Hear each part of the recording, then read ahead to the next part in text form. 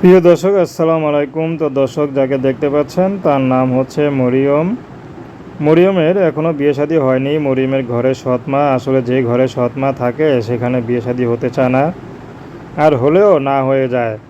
কারণ মরিয়ম চাচ্ছে বিয়ে শাদী করে ঘর সংসার করতে, কিন্তু মরিয়মের সৎমা চাচ্ছে তার ঘরে থাকুক, যত কাজ আছে তাকে দিয়েই করায়।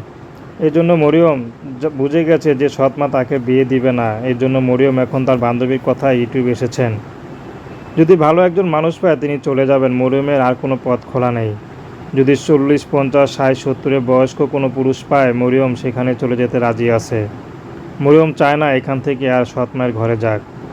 তো যে কারণেই হোক, যে অবস্থায় হোক, মরিয়ম এখান থেকে তার স্বামীর ঘরে যেতে যাচ্ছে। যদি ভালো একটা মানুষ পায় তাহলে বিয়ে শাদী করবে। তো দর্শক, এই ছিল মরিয়মের জীবনের সংক্ষিপ্ত জীবন কাহিনী।